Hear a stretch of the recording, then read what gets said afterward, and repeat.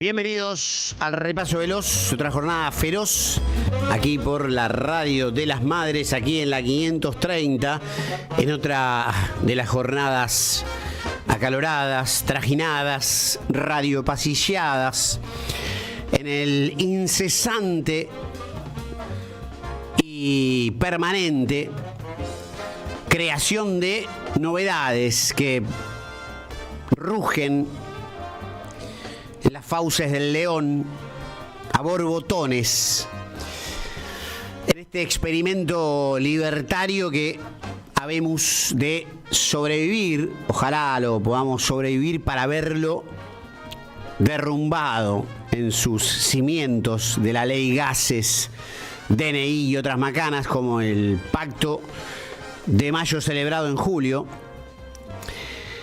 donde haberse quedado sin combustible, por lo menos teórico práctico, en vías de aplicarse.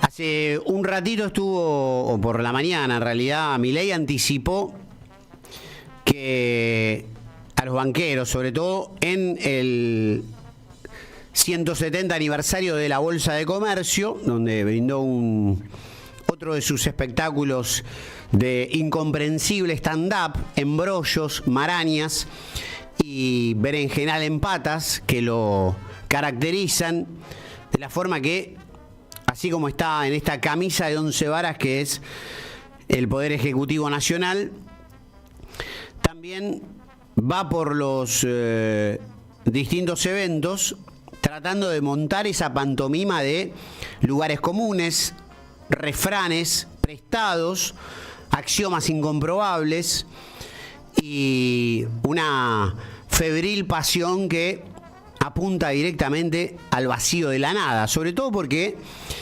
Milei recurrió en estos últimos tiempos ya directamente a delegar todo el poder en el ejercicio de la presidencia.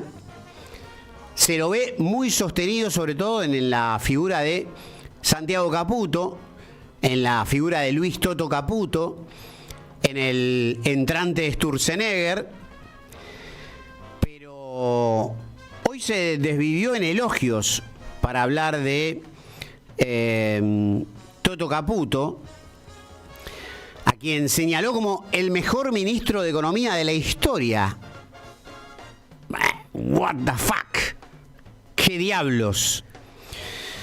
Un gigante a quien años atrás, durante el virreinato del Río de la Plata de Mauricio Macri, contrajo la deuda vil para subvencionar la tramoya de los especuladores que fagocitaron, asaltaron, tomaron a la Argentina por asalto para montar un teatro de operaciones de una estafa a gran escala, que fueron primero las Levax y luego las Lelix. Bueno, fue Luis Toto Caputo quien recurrió a tomar un préstamo con el fondo para pagarle a todos los timberos que habían tomado por asalto la Plaza Financiera Nacional.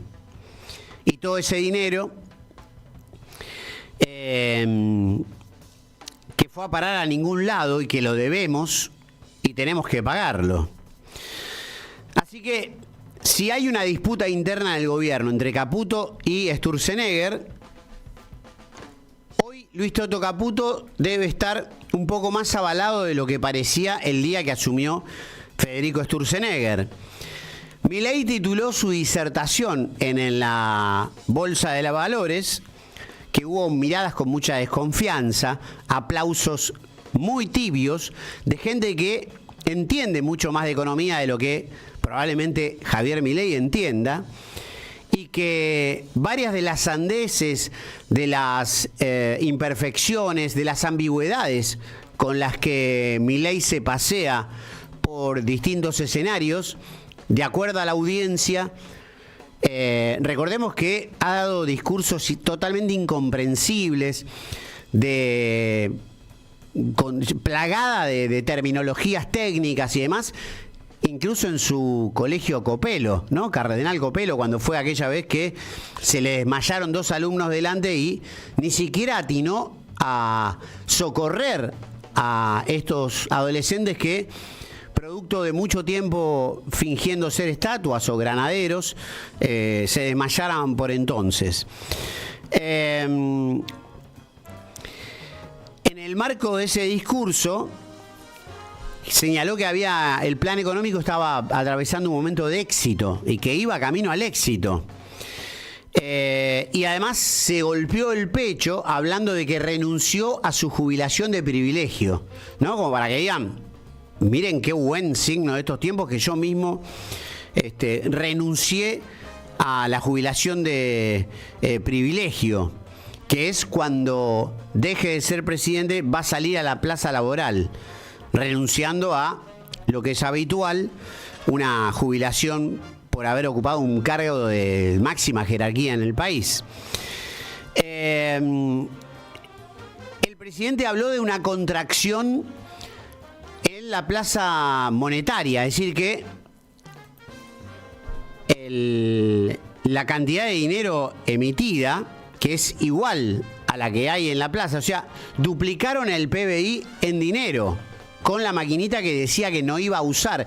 Recordemos que en la apertura salió ese momento de Fabián Waldman, que es el hueso más duro de roer para el mayordomo de Palacio Manuel Adorni, que le retrucó varias veces y con eficacia de Fabián Waldman, compañero de la patriada, siempre le pone la cola al chancho.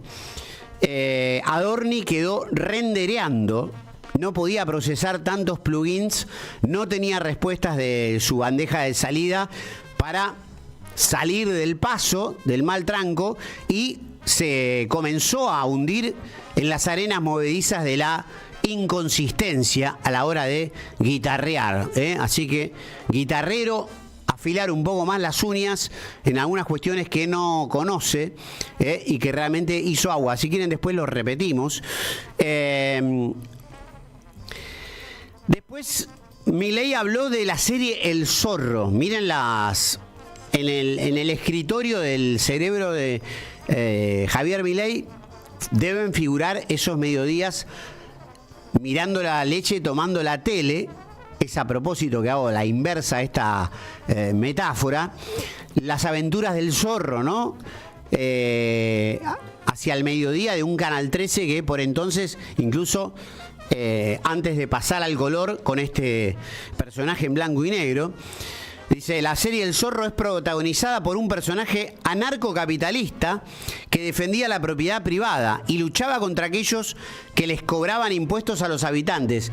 Él mismo se autopercibe una suerte de superhéroe profano, políticamente incorrecto. Gracias, Mariano Gentile, por ilustrar este momento.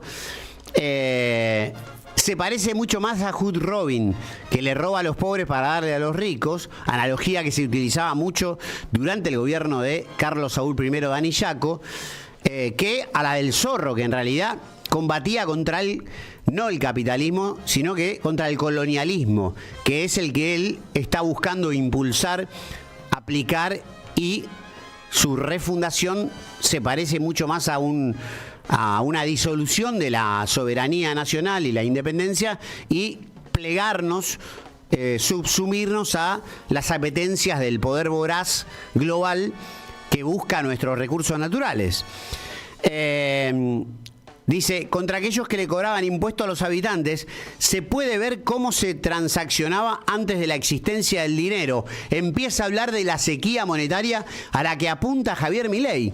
Javier Milei quiere secar la plaza financiera nacional de pesos porque piensa que de esta manera el peso se va a cotizar, es decir, ante la escasez el peso cobraría otra clase de valoración de parte del pueblo por no tener pesos.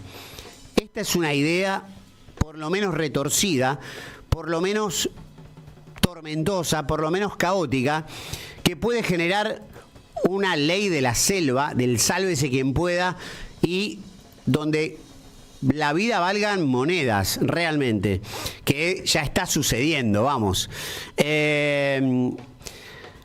Después, bueno, se llenó la boca hablando del déficit cero, ese que sostiene, habiendo recortado las jubilaciones, entre otras cosas, y habiendo suspendido el pago del servicio de suministro eléctrico, distribución eléctrica. Recordemos la deuda con Camesa y las empresas no solamente generadoras, sino más que nada las distribuidoras de electricidad, a las que Caputo les enchufó de prepo un bono para no pagarles y que comenzara a aparecer esta ficción holográfica en los medios del supuesto déficit cero, que todavía no se convirtió en una suerte de superávit, que por supuesto es no solamente incomprobable y ficticio, sino francamente fraudulento y no veraz. Esta bolsa, hablando de la bolsa de valores, le dice que estamos preparados para la transformación y dijo que están decididos a ser protagonistas para financiar la infraestructura con un modelo público-privado de inversiones.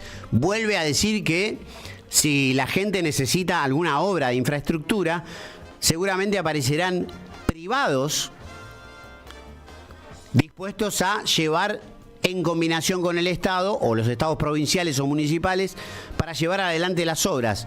Es decir, que pudiera haber, no sé, una avenida en algún pueblo que se hiciera con el dueño de la casa de electrodomésticos o el dueño de un hotel que necesitara pavimentar algún acceso a la ciudad y que entonces, no sé, poner cartelería que financie o cobrar peaje o alguna de estas macanas que suele emitir el extravagante presidente que nos está conduciendo a una barranca abajo total. Ahí vemos esta imagen, muchas gracias Mariano Gentile, de Milei.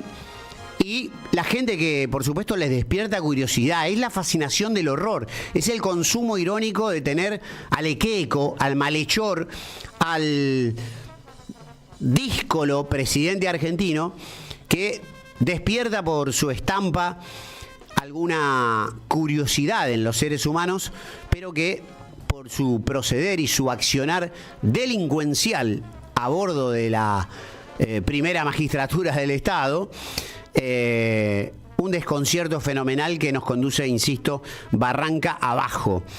Hay una nota que voy a recomendar muy interesante que escribió el amigo Nacho Fidanza de La Política Online, un párrafo nomás.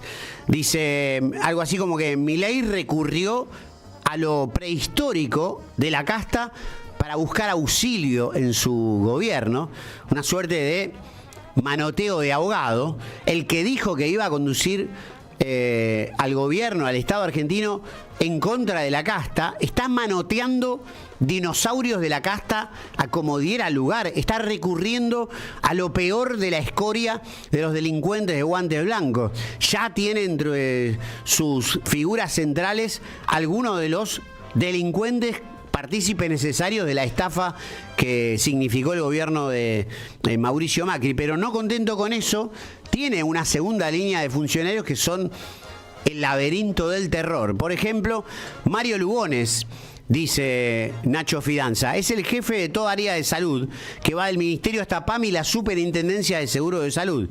Su cargo es asesor en salud de la jefatura de gabinetes. No firma, pero manda. Atención con este punto. Recuerden los consejos que daba en charlas en inglés Federico Sturzenegger cuando decía que no había que decir muy bien lo que se iba a hacer y sobre todo no había que firmar nada, ¿no? Para no dejar los dedos pegados en cuestiones que luego sean analizadas por la justicia, si es que existiera la justicia. No firma pero manda, dice sobre Mario Lugones, en una lógica de metagobierno que se reproduce a lo largo de toda la estructura del Estado y que ya tiene a Santiago Caputo como conductor. Es decir, hay muchos escalafones, solamente firma el que está más arriba y los demás meten la mano donde sea, pero no dejan los dedos marcados. Recuerda Nacho Fidanza, ¿quién es? Mario Lugones. Usted, señora, se estará preguntando. Es director y socio del Sanatorio Güemes, propiedad de Enrique Nosiglia y Luis Barrio Nuevo.